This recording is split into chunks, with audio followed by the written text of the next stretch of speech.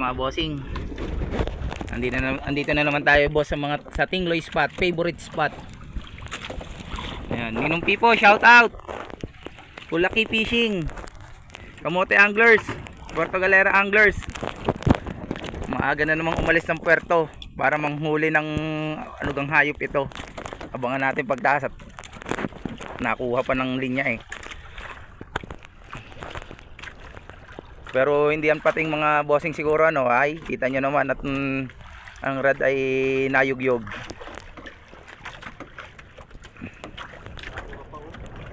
Hindi pa makakuha ang ating anglers ngayon at ibinibigay muna sa isda at ang gamit na linya ay 30 pounds na sugalyang.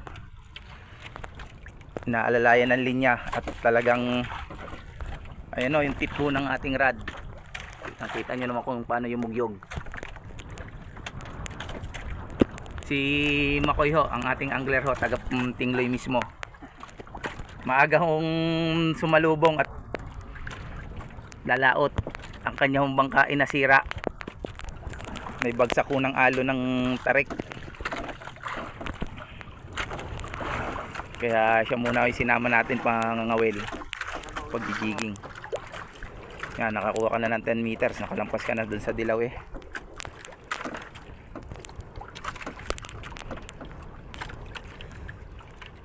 Kan po, mga 5 minutes bago natin na videohan. Nasa almost 8 minutes na po yung laban na yan.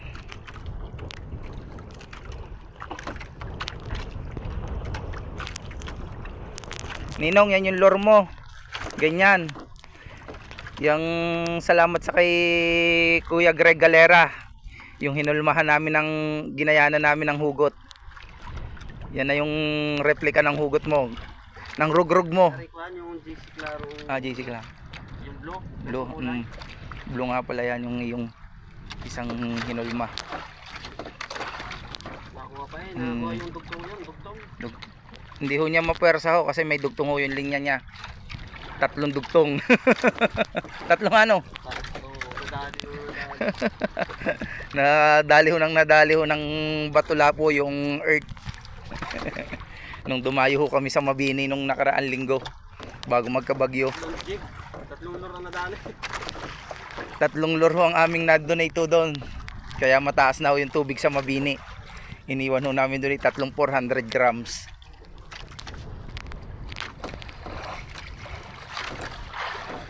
Tuna ito? Dugto tuna. Kahit panday po ang yugyug eh. Hindi na ho tayo nakapagjiging at pagkahulog-hulugo din sa Tingloy eh sinalo na ho ang kanyang pain.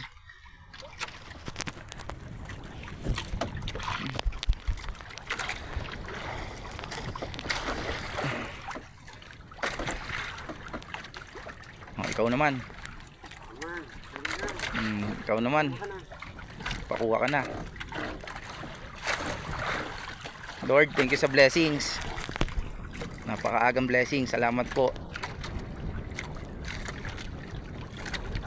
Nakalampas na po sa unang dugtong. Isang dugsong na daw ho.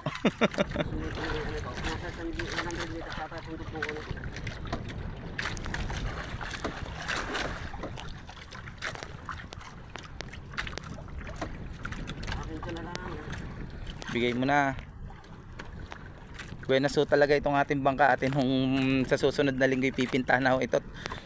Pagka naglakasin ho yung dagat sana tuloy-tuloy pang panguhuli bago maitaas ang ating bangka. Galing sa Bagyo. Galing ho sa Bagyo, unang laot to. Galing sa Bagyo. Ang atin nung spot ay 240 meters. Same spot to nung hinulihan ho natin ng dugtot na 22.5.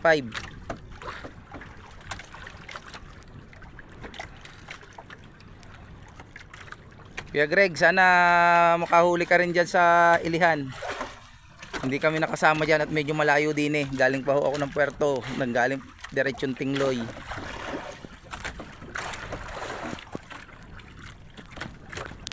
Sa susunod do tayo magpangita dyan sa ilihan. Paghahandaan nun namin yan.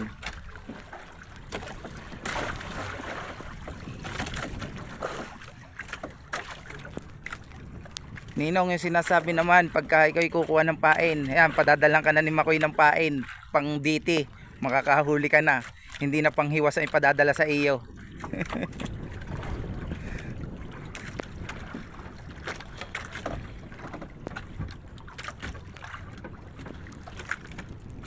Parang malambot na, no? Sumusunod na, baka floated na. Ano na lang siya. Pagod na rin. Pagod na rin ang jigger.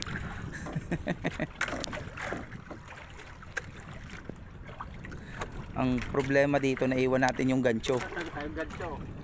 Nanamasin na to. So, kay Kuya Greg, susuntokin yan. Wala pa man din kutsilyo. Yeah, hindi, may kutsilyo ako din eh. Wag lang sisiluin at talagang maling-mali yun.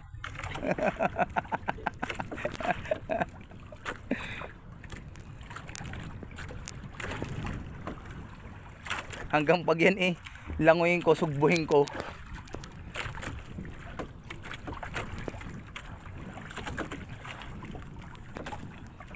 Tapos muna po natin ating pasalak at baka mapuluputan.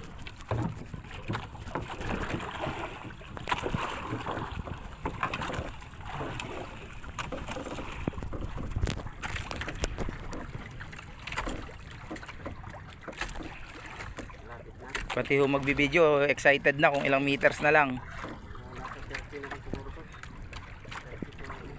30 to 40 meters na lang daw po.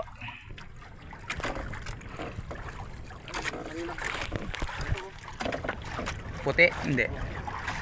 Ayan o, lumutang na daw ho, 20 meters. Ano kayang hayop ito? Ano na lang ko yun, oh. Ayun, pumuti na ho. Baka tumama sa linya ng tansiha yung katig. Ayan o, namumuti na ho. Kita na ho natin sa video. Tot ito ah. Parang dugtot na po yan. Leader line na. Leader line na po. Mukoy, tama muna. Isang ngitin tagumpay. Samahang walang katulad. SMB. Ayan po, lumutang na po. Dogtot nga yata to. Dogtot nga po. Dogtot, Ninong. Iba talaga pag pro sa bundot at baka iba po talaga pagka pro. Dogtot na ang inuhuli. Chupapi, shout out. Nasa dalaruan ka daw ng isang gabi. Hindi ka na nagpaparamdam. Buhay ka pa eh. Yan po. Woo, power. Ayaw ay jig. Pinagod do.